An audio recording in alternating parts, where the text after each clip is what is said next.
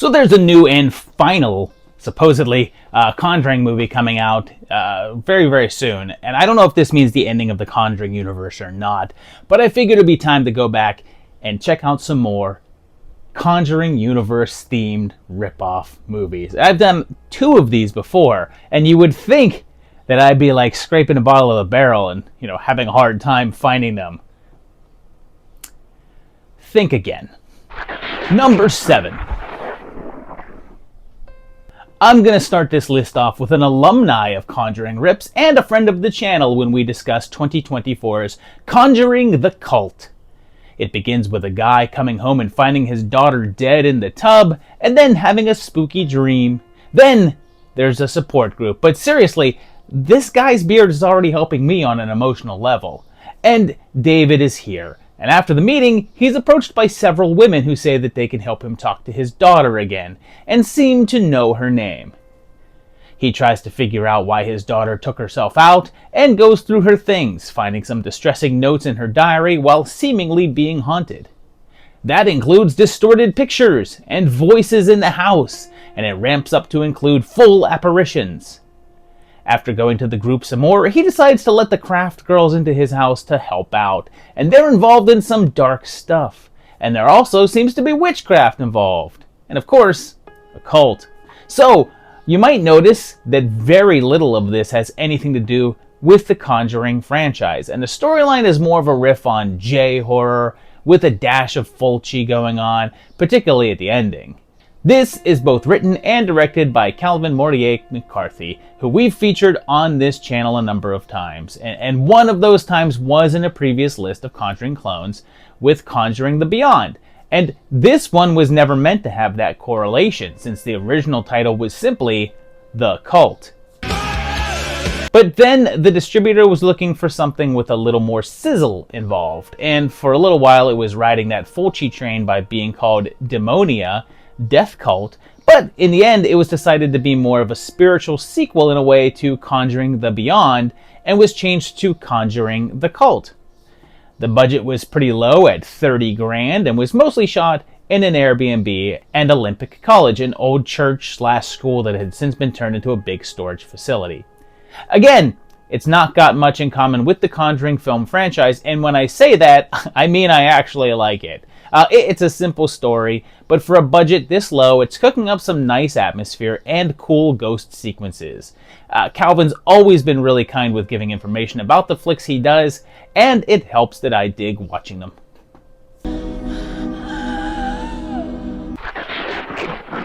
Number 6. For this next one, we're headed back to 2014, the year that Annabelle hit theaters, and let's check out Finders Keepers.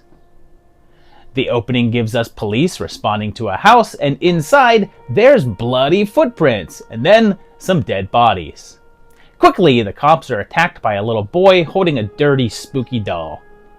It then jumps ahead 5 years, and oh snap! Joy Turner is here, and her daughter are moving into a new house after a divorce. Their real estate agent is Mark DiCarlo, and what's funny is that I think of this guy as the host of Studs, the dating show Studs, but I was unaware that he's the voice of Jimmy Neutron's dad, so that's probably more what he'd be known for. They check out their new place, and little Claire finds that doll, and they decide to keep it, but wait, go back. Can we see that house again? Yep, that's what I thought. Ding dong, you're dead. That's the house from House, the movie, not the show. So you already know that place is haunted. Her friend is the pregnant lady from Final Destination 2, and the kids at school tease her about living in the spooky place. But it looks like Deanna Troi lives next door, so I guess George Wendt moved out. And I wrote that gag before he died, and now that he did, it's way sadder. Meanwhile, Claire has taken to talking to the creepy thing, so Allison goes to talk to John Kramer of all people, like he's gonna give some good advice or something. And when her ex shows up, ooh, it's Xander. Don't trust that guy. When Mom tries to do research on the house, she finds this handy little news article that I normally would have paused on to do a timeline video, but here I noticed that the story appears to be jokingly written to call someone out for pausing it and reading it, and honestly, it's almost hard to tell compared to some of the current states of journalism. Like, this could be a real article. But then, this is weird. Allison goes to see that little kid from the intro, and he's institutionalized. And she says that he was 9 when he lived here. And the movie says that that was 5 years ago, so I guess this is meant to be a 14-year-old boy. But then the trouble really starts when the dead bodies start to pile up, and Claire seems to be connected to Lil, the doll. But yeah, this was a TV movie made for the Sci-Fi Channel and was directed by Alexander Yellen, who mostly works as a cinematographer or in the camera department. He did a handful of directing gigs, including a number of Z Nation episodes, and recently also did a drama. It's very clear that the plot was designed to be a take on Annabelle, and even nails down the Latin expert coming in to provide assistance. It's okay for what it is, like the body count is higher than the actual Annabelle movie, so it has that going for it. And even though it's like a TV film, it's not afraid to get a little bloody.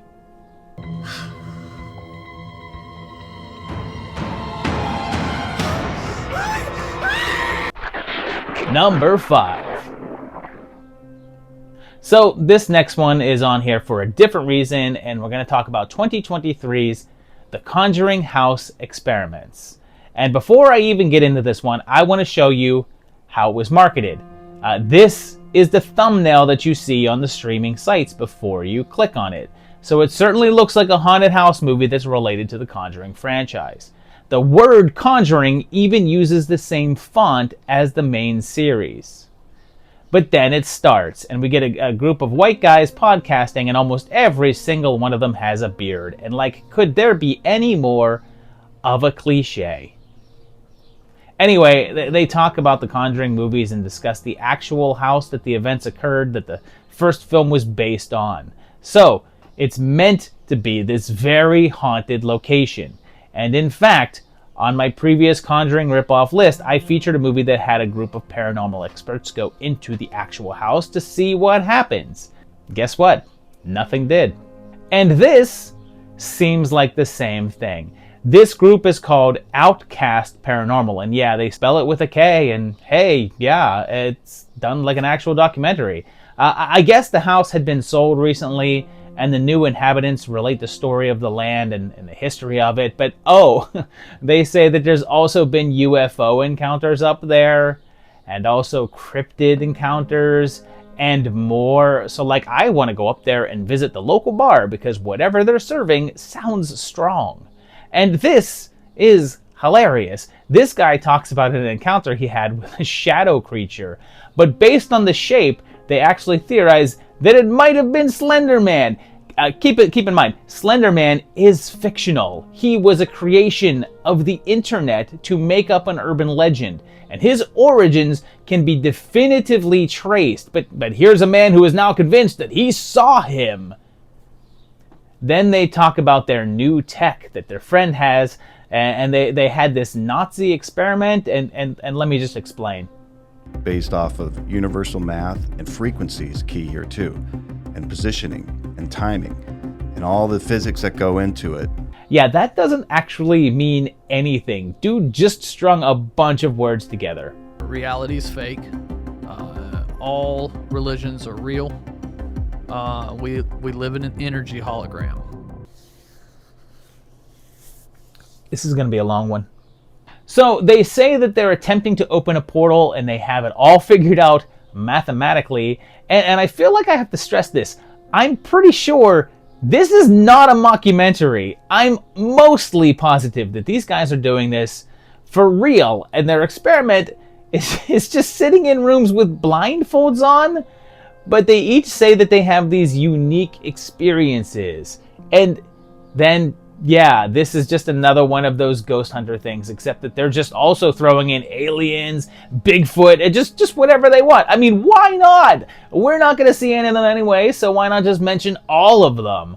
But it's clear that this isn't really a movie, even though they tried to market it as having some sort of Conjuring connection and shooting at the house.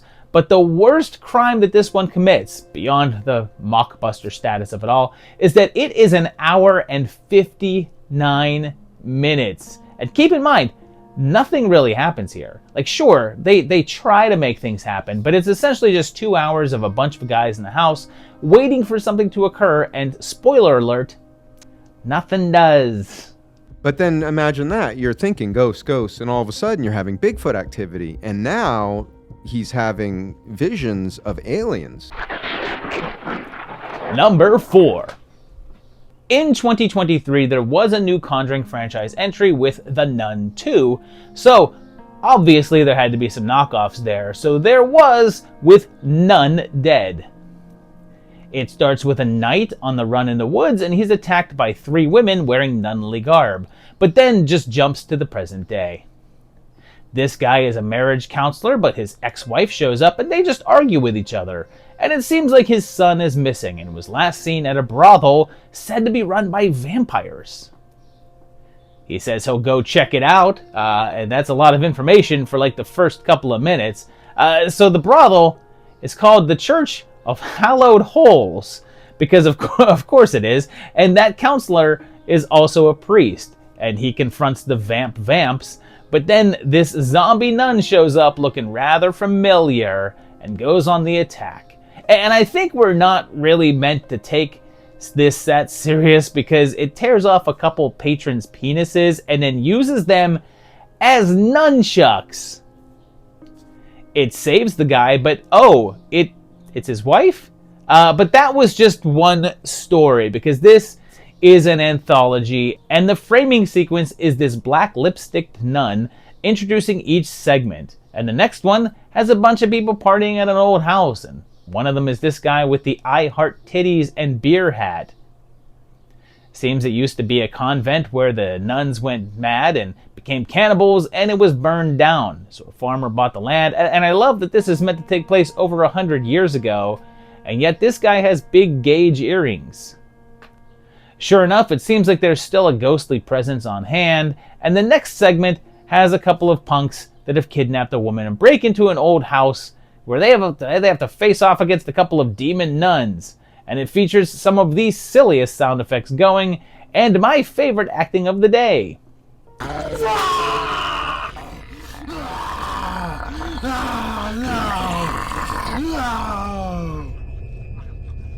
The next segment has a nun approaching Amber here and tells her that there used to be a convent there that caught on fire and burned down. I can't deal with all this nonsense right now. Girl, same. But she sees a clown demon of herself in the mirror, and it leads up to Burned Up Nun versus Clown in one of the most intricately choreographed fights that you're likely to see this week. And that one ends in a particularly hilarious fashion. That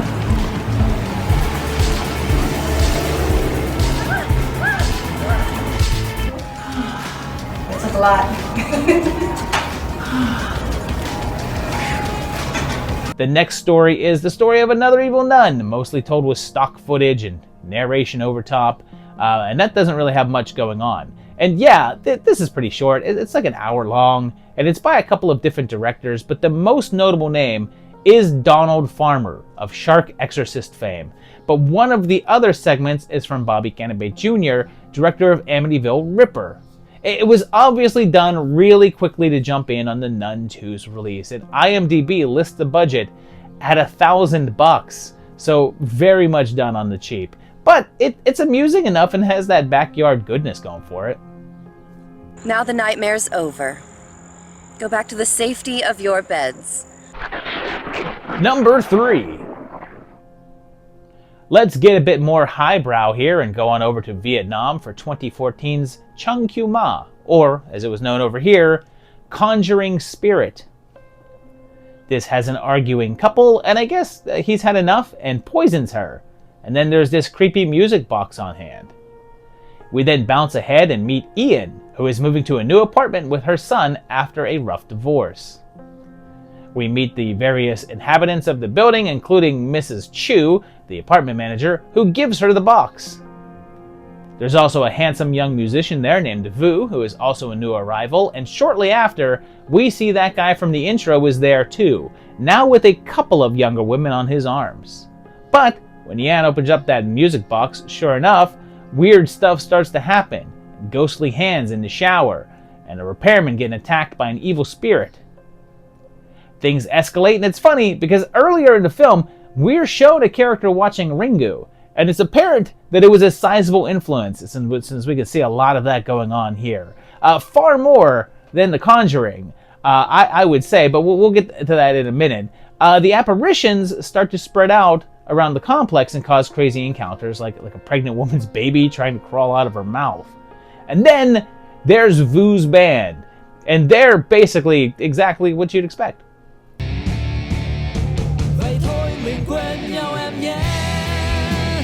But then it's a challenge to figure out what the spirit in the music box wants and how they can stop it. And you'll notice that none of that sounds especially Conjuring-like, particularly when this is cribbing far more from J-horror, or I guess A-horror. And like I mentioned, this is from Vietnam, and the director was Van M. Pham, and was one of only 2 films that he directed, with the first one being an American wrestling film called Beyond the Mat. But this was done in the same year as that one, just in a different country, and would end up being his final directing work, at least for now. The budget seems to be fair and is said to be around $500,000, and was also adapted from a short film, extended out to feature length. But here's where the knockoff stuff comes into play. The short film was called Hush, and the full-length version was released overseas as Chung Kyu Ma, which translates roughly to Ghost or The Apartment. But this was 2014, and the original Conjuring film was very hot, and it just made a bunch of money. So when this was given US distribution, they changed the title to Conjuring Spirit with the hopes of riding that wave. That made it popular enough that in the following year, 2015, an unrelated film was released in some countries as Conjuring Spirit 2, although funnily enough, not in the USA. Here, we called that film Exorcism Haunted Child. Number 2. Let's go back to 2023 now, because like I mentioned a bit ago, that's when the Nun 2 came out. And in response to that, we also got the Ritual Black Nun. Keep in mind, it's not the Ritual, Black Nun. No, it's one long descriptor, the Ritual Black Nun. It begins with a funeral and this man's amazing stash and chops combo, and it appears as if it was his wife that died. He mourns and lashes out, leading to some wild camera movements, and I'll point out that everyone is speaking English, but it all appears to be dubbed over. His son is expecting a new child, and these performances are just astounding. So, Dad is a doctor as well, and he encounters some strange things at his office and on the road. But his son hears Gramps talking to someone, and it turns out to be this demon woman. Oh, I did mention, they're living in Cambodia, and more eeriness occurs, and the little kid keeps trying to warn them that there's a ghost involved, but they won't listen to him. Soon, though, they find Gabriel dead under mysterious circumstances, and his spirit starts to show up as well. But then, when it looks like Sylvie is pregnant with twins, she starts to wonder if she should have heeded Gabriel's warning to leave. It starts to get spookier, but then this happens, and this is great. So normally, when a character is taking a bath in a movie, and they're women, they'll amp up the bubbles around their bosom so that they retain their modesty and the actress doesn't have to do a nude scene. But I guess in this instance, they didn't have enough bubbles? Or the actress just wasn't comfortable with all the motion that she would be doing? So she's taking a bath while wrapped up in a towel. At first, I thought it was meant to be covered up by the bubbles and we weren't supposed to see it, but then she moves around a lot more and she's still in that towel. So, you'd think that she's just bathing in it, right? But no, later, when she gets out hastily, she's standing in front of her dad and she's now naked but in a dry towel and a wet one is nowhere to be seen. So I think we're just meant to ignore that it was there in the first place? And this is by Semsak Bizal, and this was their first feature film, and they made another one in 23 as well. It was made in Cambodia, although it was apparently made for the American market. And the funny thing is, you may have noticed that I didn't show a nun anywhere in here. And since it's set in Cambodia, the idea of a traditional nun would even be out of place. And yeah, there's no nun here. In fact, this was originally called Demon Magic. But once again, those marketing guys stepped in and said, you know what? Let's call it the Ritual Black Nun. And there is a ritual in the movie at one point. So at least that part is accurate. But they throw this image up for the poster. And first of all, I'd be willing to bet that this is either a cheaply thrown together AI image, and it has nothing to do with the movie itself. But hey, if it did, it may not have been on this list.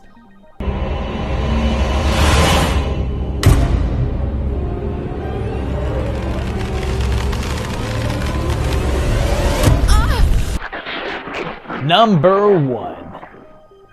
We're going to end this one with a double whammy of ripoff, since it's hitting a couple of options here that'll need some explaining later on. But let's take a look at 2015's Flesh for the Inferno. It begins at a middle school back in 1999, and a group of nuns are here, I suppose teachers at the school, and they confront the headmaster about a student that he was dallying with. He just up and shoots one of them and then bricks up the others behind a wall. But then we hear them making a deal with the devil in order to get revenge. And it jumps ahead 16 years to 2015. And it seems that the school is closed down now, so a youth group is up there to clean it up. It's a church group, and some of them are a bit more enthusiastic than the others, and after doing some work, one of them finds that brick wall. When his girlfriend peeks through it, something yanks out her eyeball and then kills her. And the others start coming across some strange phenomena. And yep, those nuns are here and seemingly demonic now and killing the teens, which I'm not sure how that's revenge. They start working their way through the kids rather quickly with some actual cool Evil Dead style shots going on. But then we get some goofy comic relief cops and their donut shenanigans, and great, now I want a donut. All 3 of the nuns are here, now in sexier forms, and they're intent on just killing everyone. Now, here's the deal with this one, because it's not as much as a ripoff as it might seem. The director was Richard Griffin. He'd done a fair amount of low-budget flicks, although none that are too notable, although Disco Exorcist was pretty fun. But this wasn't meant to piggyback on The Conjuring, and much like Conjuring the Cult, was intended to be more of a nod to Fulci than anything else, which is why there's a scene of a guy vomiting up his own innards. And like I said, this was released in 2015 and had the title of Flesh for the Inferno. And considering that by this point of the Conjuring franchise, Valak wasn't even a thing yet. So the nuns in this movie weren't really ripping that off or anything. But then something happened. Sometime between then and now, someone realized the similarities between the two and decided to change up the marketing. They played up the demon nun angle and changed the title to Conjuring the Inferno, and made sure to use that same font from the bigger franchise. And it's not bad. It's a little wacky at times, and there's some inspired moments, but then there's also some long stretches where not much happens. But you can see that Fulci influence shine through, which is nice. Anyway, get out.